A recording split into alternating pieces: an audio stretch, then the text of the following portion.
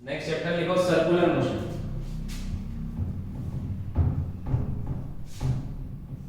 थोड़ा बहुत ही होगा आज तो। सर्कुलर मोशन, सर्कुलर मोशन क्या होता है देखो, motion of a particle along a circular path is called circular motion। Motion of a particle along circular path को क्या बोलते हैं? Circular motion. जैसे मान लो एक पार्टिकल है, वो इस सर्कल में घूम रहा है जिसकी रेडियस है r, है ना? ये पार्टिकल है, ये इस सर्कल में घूम रहा है ऐसे, तो ये कौन सा मोशन कर रहा है? कौन सा? Circular motion. सर्कुलर मोशन कर रहा है। मान लो मैं सर्कल इतना सा बनाता तो, मान लो पार्टिकल, चलो इसी में सोचता हूं, पार्टिकल यहां से यहां आया, तो इसको हम सर्कुलर मोशन बोलेंगे या नहीं बोलेंगे? यहां से ए से बी आया, ए टू बी, कौन सा मोशन है? क्या स्ट्रेट लाइन मोशन है, रेक्टिलिनियर मोशन या सर्कुलर मोशन? कौन सा मोशन है? ए टू बी सर्कुलर ही तो है। चाहे एक राउंड लगाए या फिर 1 डिग्री चले, इतना सा 1 डिग्री भी चले इस सर्कल पर, उसका मोशन क्या होगा? चाहे 360 डिग्री चले या फिर 1 डिग्री चले या फिर 0.0000001 डिग्री चले, मोशन क्या होगा? Circular motion. So A to B is a circular motion।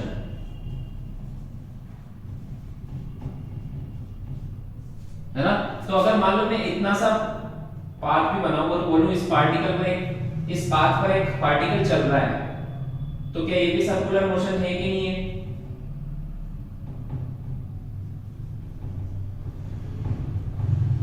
है कि नहीं है भी सर्कुलर मोशन? बोलो ना। हाँ चलो और बताओ, इस पाथ पर ये ऐसे चल रहा है, क्या ये भी सर्कुलर मोशन है? ये भी सर्कुलर मोशन है, it is also circular motion.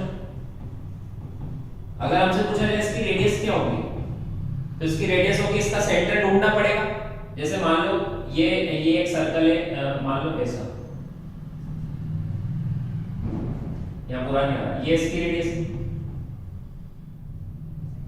समझ में आया क्या? ये इसका सेंटर है, अब चाहो तो तुम इसको हटा दो, ये इसका सेंटर है ना, तो ये इसकी रेडियस है। जैसे इसकी, इसका सेंटर किधर होगा? इधर, तो ये इसकी रेडियस होगी। समझ में आया? तो मुझे बताओ, एक पार्टिकल इस पाथ पे चल रहा है, बताओ ये पाथ, इसका मोशन कौन सा मोशन है?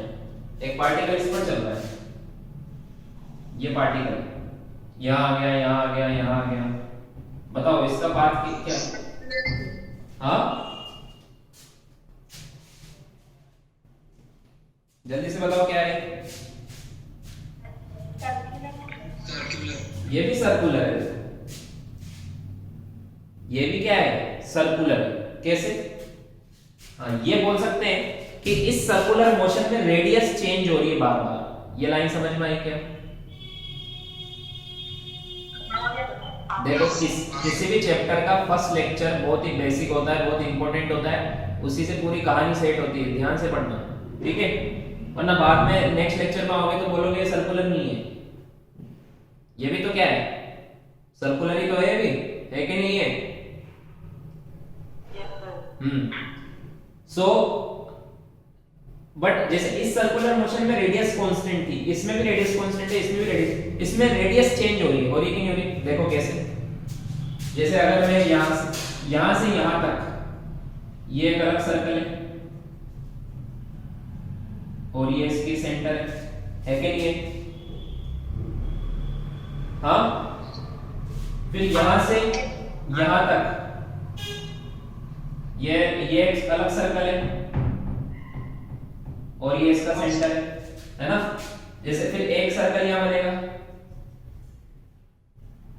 ये वाला यहां से यहां तक, ये इसका सेंटर। फिर एक सर्कल यहां से यहां तक बन रहा है, फिर एक सर्कल यहां से यहां तक बन रहा है। बन रहा है कि नहीं बन रहा है?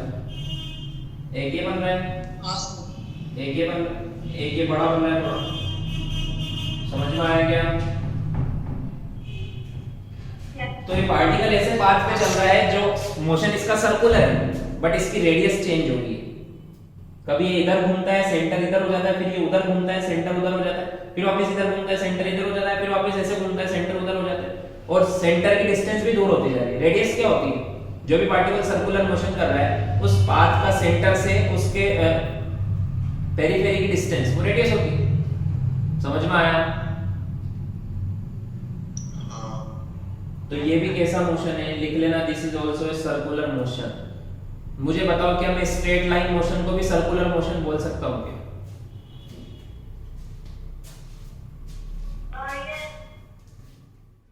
हाँ बोल सकते हो, पर सर एकदम माइन्यूट। स्ट्रेट लाइन को भी मैं सर्कुलर मोशन बोल सकता हूँ। अभी बताता हूँ कैसे।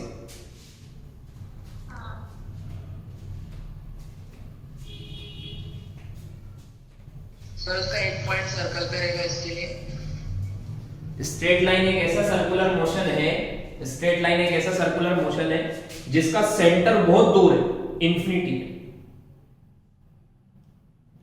समझ में आया क्या? हाँ, जैसे मान लो तुम इसको सीधा करते जाओ, इसको सीधा करते जाओ तो सेंटर पास में आएगा या दूर जाएगा? इसको ऐसे सीधा करोगे दूर जाएगा, दूर जाएगा सर, दूर जाएगा ना। ये बड़ा सर्कल बनता जाएगा, इसको तुम सीधा करोगे तो ये बड़ा सर्कल बनता जाएगा, सेंटर दूर जाएगा। समझ में आया?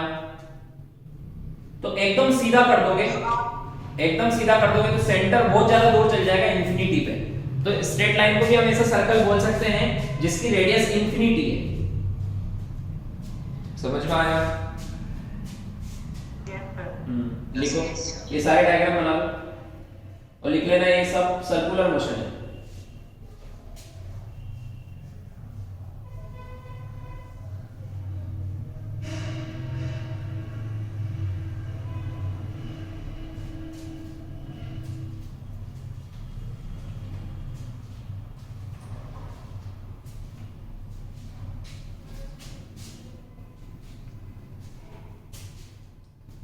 बना लिया?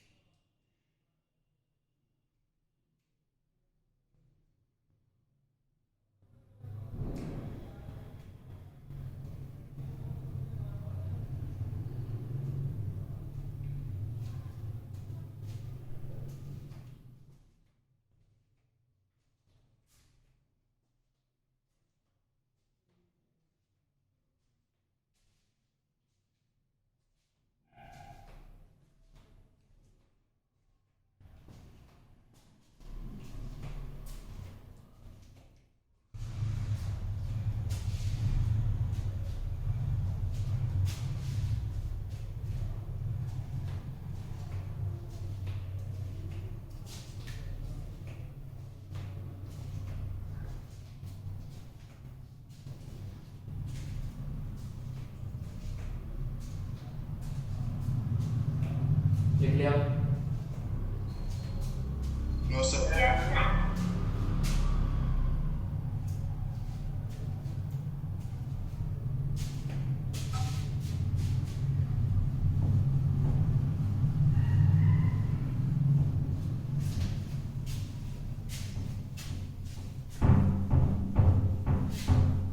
पूरा डालो।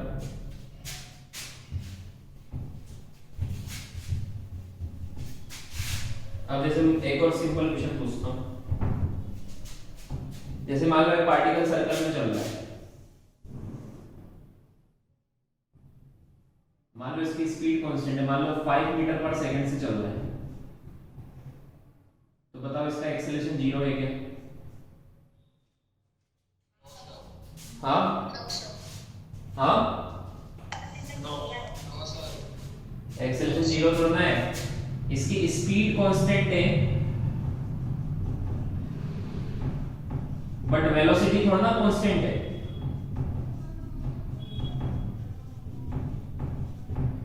वेलोसिटी में सिर्फ मैग्नीट्यूड होता है, डायरेक्शन भी तो होती है। जैसे यहाँ पर मैं इसकी वेलोसिटी लिखूं, इस जगह पर वेलोसिटी होगी 5 ऊपर मतलब j के, यहाँ पर अगर इसकी वेलोसिटी लिखूंगा तो होगी -5 i के। चेंज हुई कि नहीं हुई? क्योंकि सर्कुलर मोशन में डायरेक्शन तो पक्का चेंज होगी कि नहीं होगी? सर्कुलर मोशन में तो डायरेक्शन, ये सर्कुलर मोशन है, अगर पार्टिकल की वेलोसिटी यहाँ पर v1 है तो बिकॉज डायरेक्शन की वजह से यहाँ पर पक्का v2 हो जाएगी, चेंज हो जाएगी, चाहे मैग्नीट्यूड चेंज होना हो, डायरेक्शन तो चेंज होगी। मैंने पढ़ाया था ना वेलोसिटी किन तरीकों से चेंज हो सकती है, ओनली मैग्नीट्यूड से, ओनली डायरेक्शन से, या दोनों से। तो मैग्नीट्यूड चेंज होना हो बट डायरेक्शन तो चेंज होगी सर्कुलर मोशन में, होगी कि नहीं होगी?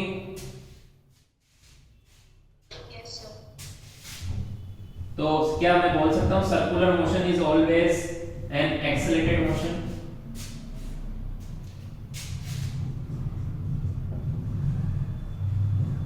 Circular motion is always an कैसा मोशन है? अरे बोलो ना यार, कैसा मोशन है? इसमें हमेशा एक्सेलरेशन होगा, यस इसमें हमेशा एक्सेलरेशन होगा। और सर्कुलर मोशन में एक्सेलरेशन कितना होगा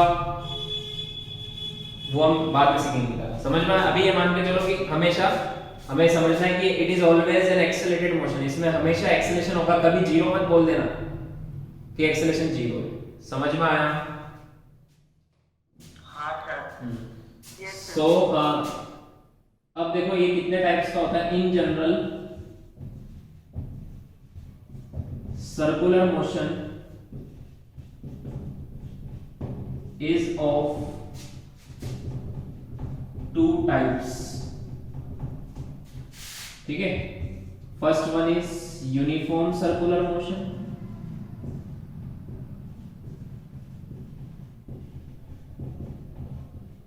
इसको शॉर्ट में बोलते हैं यूसीएम, है ना। एंड इधर लिखूंगा मैं second non uniform circular motion.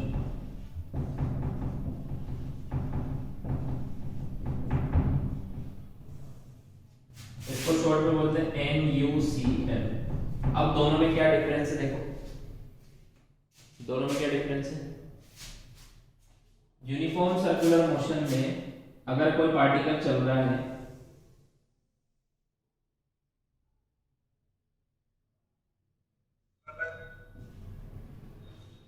तो इसकी स्पीड कांस्टेंट रहती है।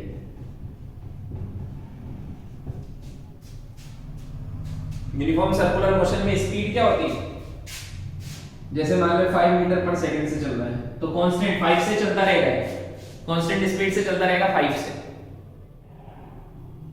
स्पीड से मैग्नीट्यूड चेंज नहीं होगा मतलब। तो यूनिफॉर्म सर्कुलर मोशन में मैग्नीट्यूड ऑफ वेलोसिटी ये कांस्टेंट रहता है, बट वेलोसिटी ये तो चेंज होगी बिकॉज डायरेक्शन तो चेंज होगी। और नॉन यूनिफॉर्म में क्या होता है,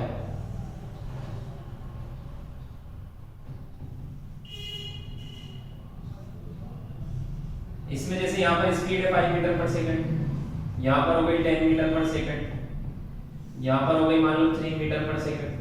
समझ में आएगा? मैग्नीट्यूड डायरेक्शन तो चेंज हो रही है, मैग्नीट्यूड भी चेंज हो रहा है, मतलब स्पीड भी चेंज हो रही है। स्पीड कांस्टेंट है क्या इसमें?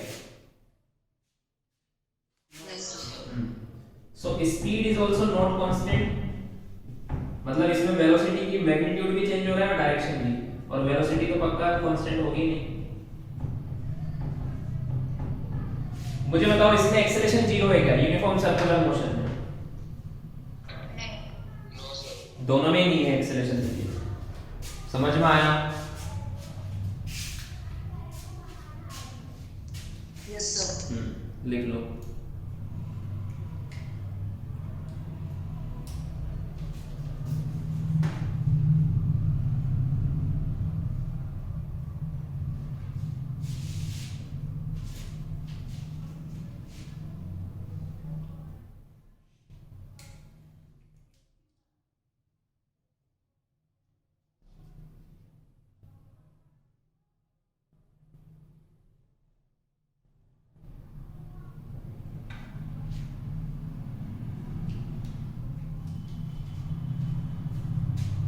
लिख लिया?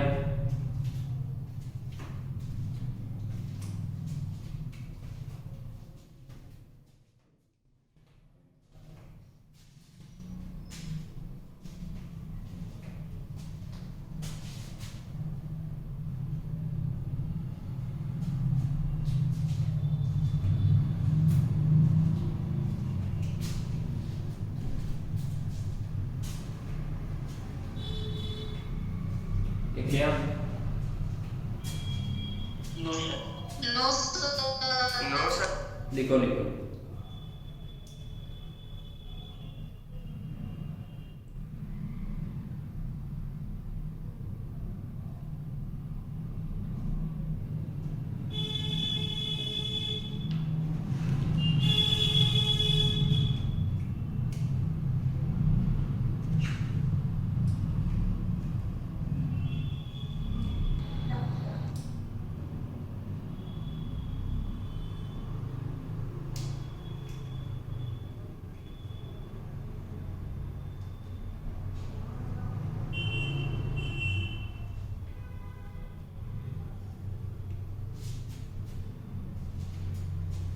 बताओ। यस। अब लिखो angular variables.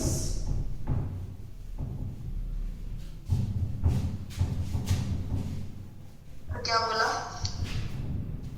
Angular variables.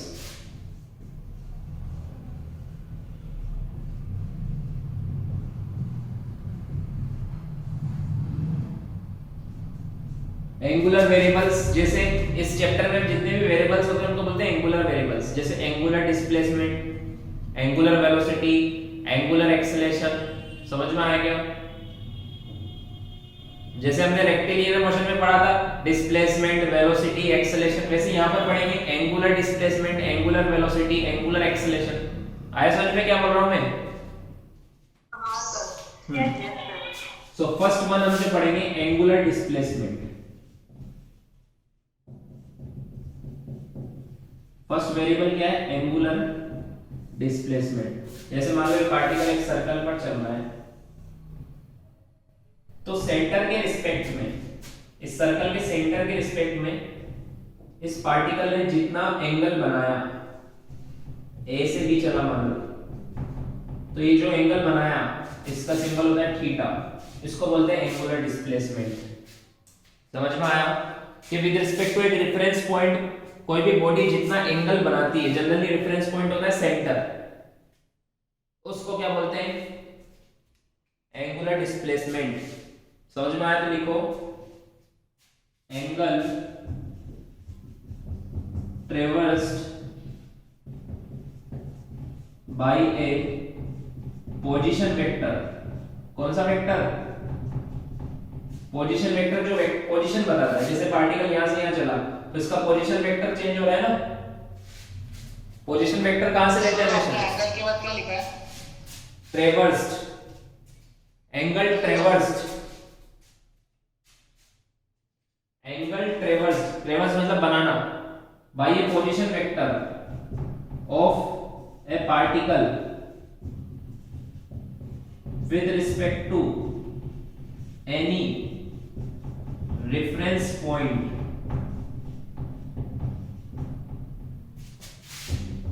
is called angular displacement। समझ में आया? देखो ये लिखने से पहले पोजीशन वेक्टर तो मुझे पक्का पता है, भूल गया हूं। पोजीशन वेक्टर क्या होता है पता है कि नहीं पता? जैसे मान लो ये ओरिजिन है, एक पार्टिकल यहाँ पर है, तो इसका पोजीशन वेक्टर होगा ये r वेक्टर, होगा कि नहीं होगा, है ना? अब मान लो पार्टिकल ऐसे चल के यहाँ आ गया, तो इसका पोजीशन वेक्टर यहाँ आ गया होगा। तो इस पोजीशन वेक्टर में कितना एंगल बना है? इतना। इस angle traverse by a position vector of a particle with respect to any reference point, ये रेफरेंस पॉइंट है, तो इसके पार्टिकल के पोजीशन वेक्टर ने कितना एंगल बनाया? ये वाला एंगल। समझ में आया क्या? तो ये एंगुलर डिस्प्लेसमेंट है इसका, ठीक है। तो वैसे सर्कल में अगर पार्टिकल सर्कल में चल रहा है मान लो, तो ये वो रेफरेंस पॉइंट है O। अब मान लो पार्टिकल यहां है, तो इसका पोजीशन वेक्टर हुआ यहां पर। अब ये A से B चला,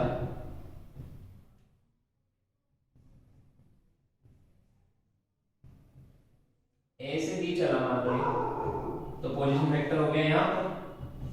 तो इसको मैं अगर मैं बोलूं R1 वेक्टर, तो इसको बोलना पड़ेगा R2 वेक्टर, बोलना पड़ेगा कि नहीं पड़ेगा? कि आर ही बोलूं? आर तो बोल ही सकता क्योंकि डायरेक्शन चेंज हो रही है ना पोजीशन वेक्टर की, पहले इधर थी अब इधर हो गई। रेडियस है, मैग्नीट्यूड सेम है, ये इसका magnitude is equal to radius, but direction same थोड़ा है पोजीशन वेक्टर की। पहले मान लो इधर ईस्ट में था, अब इधर हो गया थोड़ा, समझ में आया? हाँ, इसलिए मैंने R1 R2 लिखा है वहां पे। तो ये पोजीशन वेक्टर में कितना एंगल बना है? यहां से शुरू हुआ और यहां खत्म हुआ, समझ में आया? Yes sir. तो उस एंगल को बोलते हैं एंगुलर डिस्प्लेसमेंट, थीटा। मान लो ये पार्टिकल A से चलकर वापस A पर आ जाता,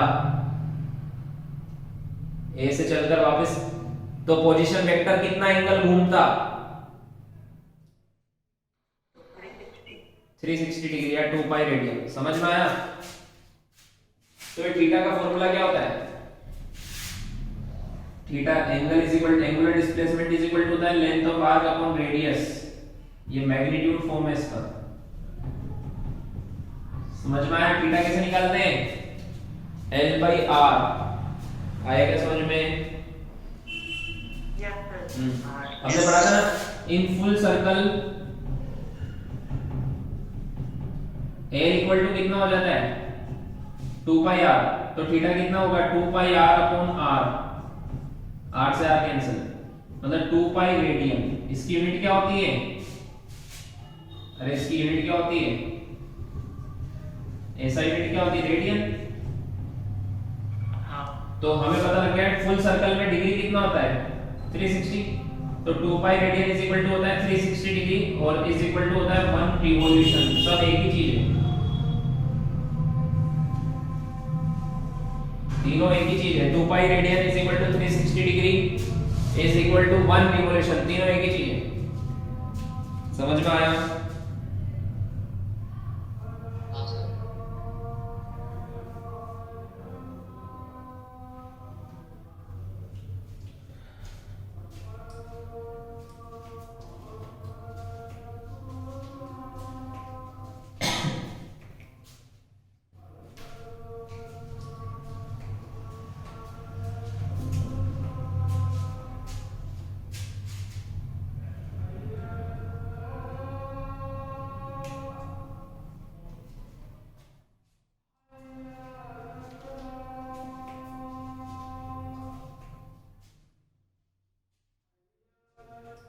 देख लिया?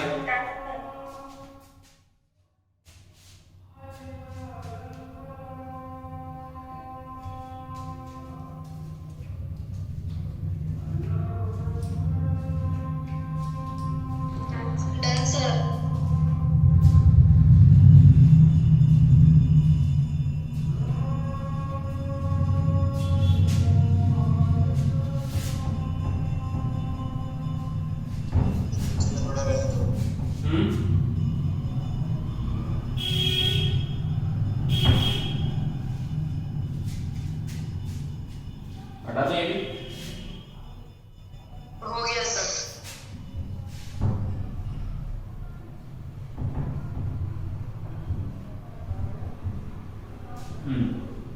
देखो एंगुलर डिस्प्लेसमेंट भी एक वेक्टर क्वांटिटी है।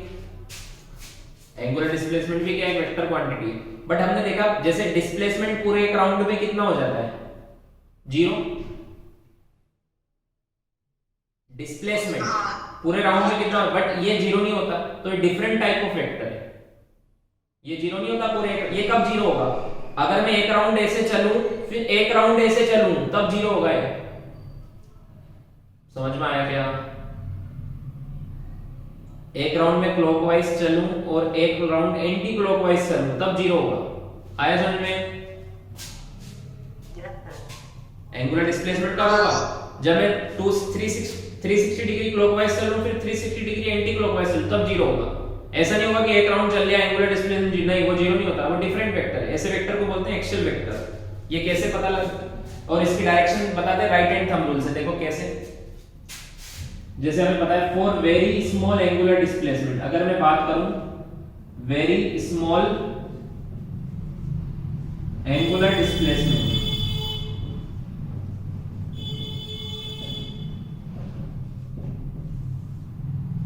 जैसे मान लो एक पार्टिकल है वो इस सर्कल में घूम रहा है,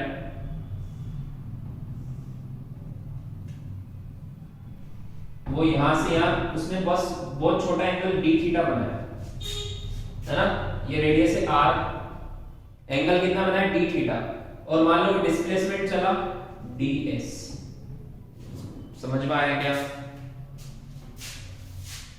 Yes, sir. ये डी थीटा और ds बहुत छोटा है, यूं समझ लो अपने इस पॉइंट से हिल के अगले पॉइंट पर आ गया, बस बहुत छोटा एंगल है, 0.0000001 रेडियन, इतना छोटा एंगल है। समझ में आया? समझ में आया क्या? तो मैं क्या लिख सकता हूं, फॉर्मूला क्या है, D theta is equal to ds by r लिख सकता हूं, ऐसे लिख सकता हूं ना, angle is equal to length upon radius, तो ds इज इक्वल टू लिख सकता हूं मैं r इंटू डी थीटा, क्या ऐसे लिख सकता हूं मैं, हाँ, sir. ds is equal to क्या लिख सकता हूं मैं, डी थीटा और r इधर ले जाओ into r।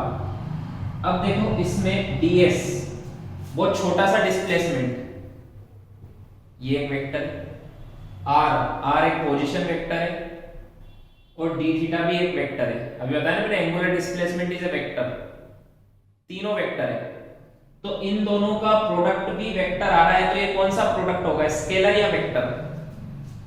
Vector product, vector product होगा। तो क्या लिख सकता हूं मैं, ds vector is equal to D theta cross r, ये वेक्टर फॉर्म है इसका। ये कैसा फॉर्म है, वेक्टर फॉर्म। समझ में आया क्या? अब देखो अगर आपको a क्रॉस b की डायरेक्शन निकालनी आती है कि नहीं आती है, a क्रॉस b आती है ना, कि a वेक्टर इधर है b इधर है, तो a क्रॉस b ऊपर होगा, a की तरफ फिंगर रखो b की तरफ घुमाओ थंब ऊपर। समझ में आया? इन तीनों की डायरेक्शन भी चेक कर लेते हैं, एक बार इन तीनों की डायरेक्शन भी चेक कर लेते हैं।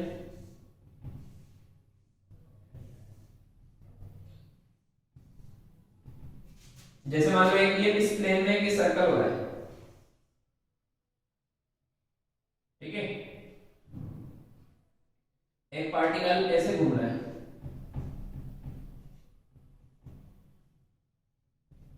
तो ये तो r वेक्टर होगा, इस तरफ तो होगा कि नहीं होगा? r वेक्टर क्या होता है, रेडियली आउटवर्ड। अगर पार्टिकल यहां पर है तो r वेक्टर तो बाहर होगा ना, ऐसे उसी, ये मान लो सर्कल है ऐसे, पार्टिकल वहां है तो सेंटर यहाँ है, तो r वेक्टर क्या होगा, यहां से पार्टिकल को कनेक्ट करने वाली लाइन। अब वो पार्टिकल ऐसे घूम रहा है तो r वेक्टर ऐसे घूमेगा, सेंटर से पोजीशन वेक्टर क्या होता है, सेंटर से पार्टिकल तक की कनेक्ट करने वाली लाइन, मतलब रेडियस, उसको बोलते हैं पोजीशन वेक्टर। समझ में आया? जो पोजीशन बता रहा है सर्कल पर, तो r वेक्टर की डायरेक्शन तो ऐसी होगी, ठीक है। डिस्प्लेसमेंट वेक्टर की डायरेक्शन, डिस्प्लेसमेंट वेक्टर की डायरेक्शन मतलब मोशन की डायरेक्शन, अभी ऐसे जा रहा है तो डिस्प्लेसमेंट वेक्टर की डायरेक्शन ऐसी होगी।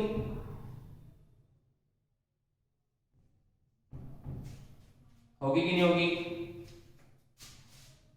Yes, sir. अब दो वेक्टर तो इसी प्लेन में, एक उधर और एक इधर, तो तीसरा उनके परपेंडिकुलर होगा ना? होगा कि नहीं होगा? Yes, sir. तो एंगुलर डिस्प्लेसमेंट की डायरेक्शन इस प्लेन के परपेंडिकुलर होगी, या तो ऊपर होगी या नीचे होगी। तो ये होगी ऊपर, डी थीटा की डायरेक्शन। चेक करके देख लो, d theta cross r, a cross b की डायरेक्शन ये आनी चाहिए। तो ये ए है, ये बी है, तो ए किधर ऊपर, डी थीटा ऊपर है और आर उधर है। तो मैंने क्या किया, ये फिंगर्स को ऊपर कर दिया डी थीटा की तरफ, क्रॉस आर। तो थंब किधर जा रहा है, अंदर या बाहर? अंदर जा रहा है, तो अंदर ही तो है, ये अंदर ही तो है, डीएस की डायरेक्शन। समझ में आया? तो इससे हमें क्या प्रूफ हुआ कि एंगुलर डिस्प्लेसमेंट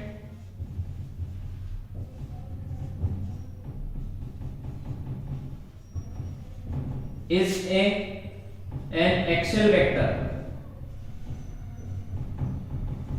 एक्सियल वेक्टर क्या बोलते हैं इसको? क्योंकि देखो ये इस सर्कल के एक्सिस के अलोंग होता है, ये एक्सिस है, ये सर्कल, ये सर्कुलर ट्रैक है, तो ये इसके सेंटर से पास होने वाली परपेंडिकुलर लाइन को क्या बोलते हैं, एक्सिस। तो इसकी डायरेक्शन किधर होती है, ऊपर या नीचे भी हो सकती है। जैसे मान लो एक पार्टिकल ने एक राउंड लगाया तो उसका एंगुलर डिस्प्लेसमेंट हो जाएगा ऊपर 2 पाई, दो राउंड लगाया तो हो जाएगा 4 पाई, तीन राउंड लगाया तो हो जाएगा 6 पाई। मान लो 3 राउंड ऐसे लगाया 6 पाई, फिर एक उल्टा लगा दिया तो उल्टे वाले की डायरेक्शन नीचे हो जाएगी। समझ में आया? हाँ सर। तो 6 पाई ऊपर और 2 पाई नीचे, तो क्या बचा, 4 पाई। समझ में आया? अब ऊपर या नीचे कैसे निकालना है, बार बार ऐसे नहीं निकालेंगे, रूल यूज करेंगे। Direction is given by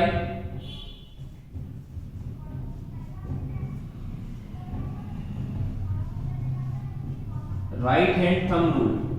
right hand thumb rule क्या बोलता है कि जैसे मान लो पार्टिकल ऐसे घूम रहा है सर्कल में, है ना, तो उसके मोशन के अलोंग ऐसे फिंगर को घुमाओ और थंब बताएगा, ये थंब अभी अंदर जा रहा है, तो एंगुलर डिस्प्लेसमेंट की डायरेक्शन है अंदर। अगर ऐसे घूमता तो फिंगर को ऐसे घुमाओ, थंब बाहर है, तो एंगुलर डिस्प्लेसमेंट की डायरेक्शन है बाहर। अभी इसमें ऐसे घूम रहा है, ऐसे घूम रहा है ना, इसमें इस वाले सर्कल में ऐसे, तो थंब किधर आ रहा है,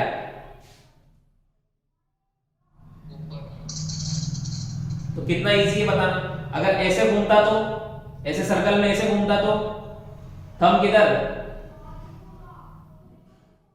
नीचे। समझ में आ गया? हाँ सर। हाँ सर। ये शॉर्ट में लिखा है मैंने, right hand thumb rule, RHTR लिख लो। फिर वापस एक बार समझाओ ना, राइट हैंड थंब रूल। वापस बताता हूँ, देखो। जैसे मान लो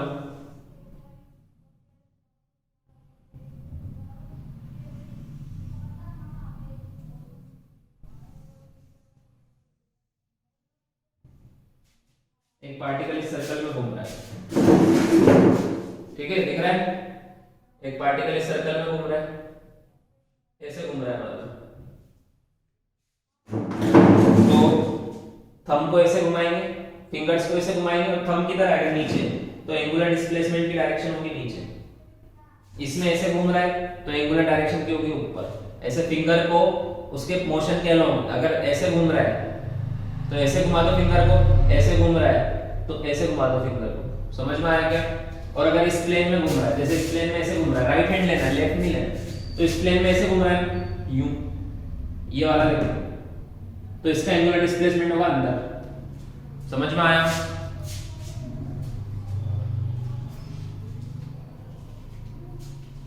आगे समझ में?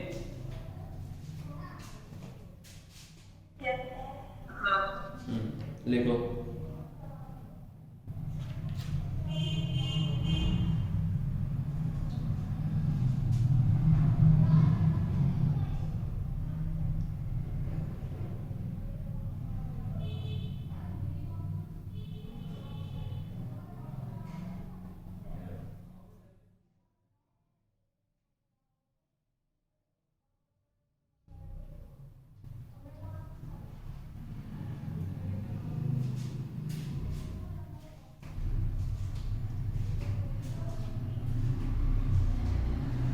हटा दूं? No sir, no sir.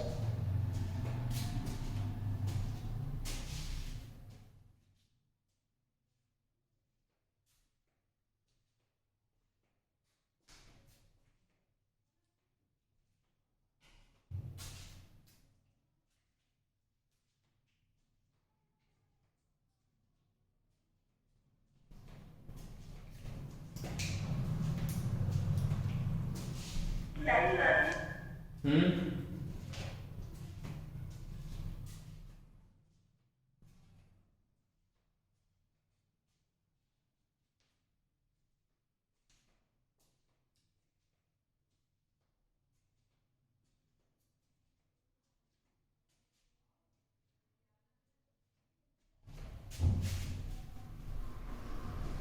Sir नीचे का रहने देना।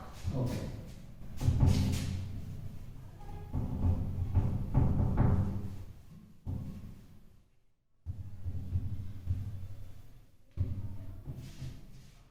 अब जैसे अगर मैं आपसे पूछूं एक पार्टिकल अगर यहां से यहां गया ए से बी और रेफरेंस पॉइंट है ये पी पॉइंट, एक पार्टिकल सीधे सीधे चल रहा है ए से बी, रेफरेंस पॉइंट कौन है? मतलब यहां से कोई इसको देख रहा है, इसके मोशन को। समझ में आया क्या बोला मैंने?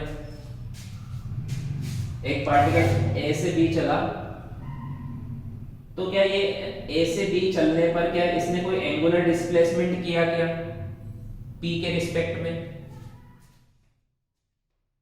No no sir. नहीं किया। या ना सर। एंगुलर डिस्प्लेसमेंट की डेफिनेशन पढ़ो एक बार। Angle traverse by a position vector of a particle with respect to a reference point. अब ये पॉइंट है तो यहां से इसका पोजीशन वेक्टर क्या होगा? ये अभी फाइनली यहां से यहां गए तो कितना एंगल बना है? ये बनाया कि नहीं बनाया? समझ में आया? हाँ। तो ये मत सोचना कि कोई पार्टिकल स्ट्रेट लाइन में चल रहा है तो उसका एंगुलर डिस्प्लेसमेंट जीरो होगा। रेफरेंस पॉइंट क्या है उस पर डिपेंड करता है। तो ये एंगल कौन सा एंगल है? जैसे मान लो कि ये कार सीधे सीधे चल रही है, अगर मैं इसको यहां से देख रहा हूं, यहां से मैं देख रहा हूं ए पॉइंट से, मैंने यहां से यहां तक देखा, तो इसको देखने के लिए मुझे सर घुमाना पड़ेगा ना। यहां से यहां तक ए से बी देखने के लिए मुझे सर घुमाना पड़ेगा या नहीं घुमाना? सर को या फिर आंखों को घुमाना पड़ेगा, आईज को। ऐसे कोई कार सामने से जा रही है तो ऐसे घुमाना पड़ेगा ना सर को। समझ में आया क्या? तो जितना एंगल आपने सर को घुमाया वही एंगुलर डिस्प्लेसमेंट है इस कार का with respect to this point. आया क्या समझ में? हाँ। अगर मैं यहां से देखता तो एक कार ऐसे जा रही है, अब सर को घुमाना पड़ेगा क्या देखने के लिए? ऐसे ऐसे उधर ही जा रही है तो इस पॉइंट के रिस्पेक्ट में एंगुलर डिस्प्लेसमेंट जीरो है। अब समझ में आया? हाँ सर। अगर कोई पार्टिकल चल रहा है और उसका रेफरेंस पॉइंट मान लो आप हो, और अगर आपको देखने के लिए सर घुमाना पड़े, मुंडी को हिलाना पड़े, तो मतलब उसका एंगुलर डिस्प्लेसमेंट है कुछ ना कुछ। समझ में आ गया क्या? Yes sir. Yes sir. हाँ। तो पार्टिकल एंगुलर डिस्प्लेसमेंट ऑफ मान लो एंगल है थीटा, so angular displacement of particle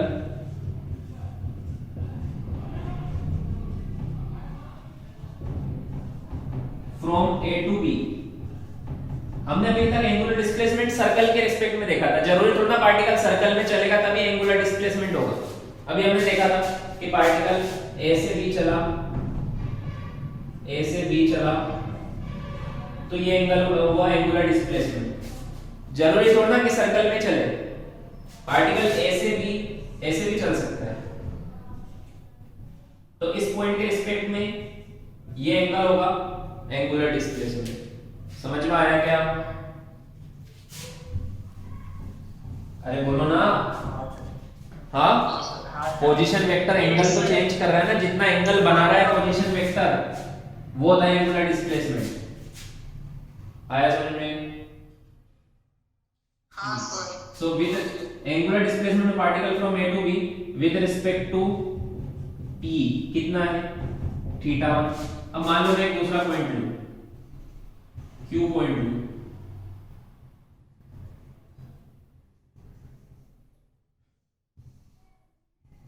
तो विद रिस्पेक्ट टू Q कितना है?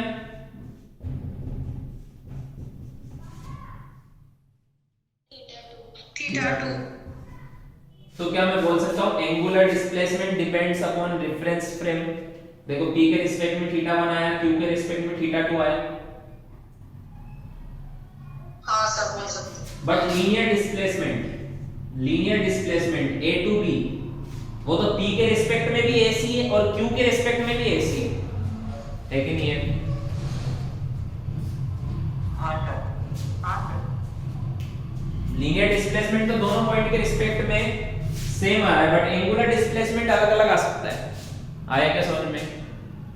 तो angular displacement depends upon reference frame. ये लाइन समझ में आई? Yes sir. लिखो, ये डायग्राम बनाओ।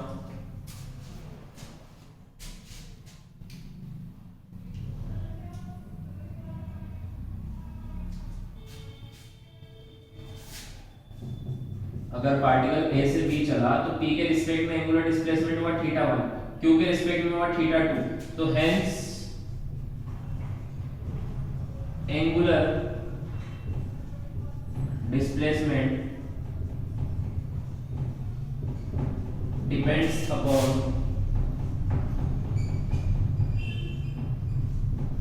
Reference frame. तो अभी तक हमने जितना भी सीखा तो तुम्हें ये तो पता लग गया होगा कि सर्कुलर मोशन में सिर्फ सर्कल की बात नहीं होगी। पता लगा कि नहीं लगा? Yes sir. देखो पार्टिकल सीधे भी चल रहा है, स्ट्रेट लाइन में चल रहा है, फिर भी हम एंगुलर डिस्प्लेसमेंट निकाल रहे हैं उसका। समझ में आया? हाँ सर। तो स्ट्रेट लाइन वाला मोशन भी सर्कुलर में कन्वर्ट हो सकता है, वो तो रेफरेंस पॉइंट पे डिपेंड करता है। इस पॉइंट के लिए यहां से देखने वाले के लिए स्ट्रेट लाइन में चल रहा है, यहां से देखने वाले के लिए सर्कल में चल रहा है। अगर कोई पार्टिकल को देखने के लिए आपको सर घुमाना पड़े, मतलब आपके रिस्पेक्ट में वो कैसे चल रहा है? सर्कुलर। जैसे मान लो एक ये सर्कुलर ट्रे, आप इसके सेंटर पर बैठे हुए हो और कोई पार्टिकल, जैसे आप सेंटर पर बैठे हो, आपके चारों तरफ कोई चक्कर लगा रहा है, तो उसको देखने के लिए आप सर घुमाओगे ना, ऐसे कि नहीं घुमाओगे? हाँ सर। मतलब आपके रिस्पेक्ट में सर्कल में घूम रहा है। समझ में आया? हाँ, यस सर। वैसे एक पार्टिकल सीधे सीधे चल रहा है रोड पे, बट उसको देखने के लिए वो सामने से जा रहा है, ऐसे देखते ना, फिर थोड़ी देर बाद ऐसे भी होना पड़ता है, देखते कि नहीं देखते? तो वो भी तो सर्कल ही कर रहा है आपके रिस्पेक्ट में। समझ में आया? हाँ सर। हाँ सर। लिख लो। एंगुलर डिस्प्लेसमेंट नेक्स्ट क्लास में पढ़ेंगे, sorry angular velocity. Angular displacement आज हमने पढ़ लिया, सो नेक्स्ट क्लास से पहले चैप्टर जितना भी पढ़ा है पूरा रिवीजन करके आना, ठीक है? सर नेक्स्ट क्लास में तो वो होने वाला डिस्कशन ना। हाँ, डिस्कशन कल वाली नहीं, इसके बाद जो नेक्स्ट होगी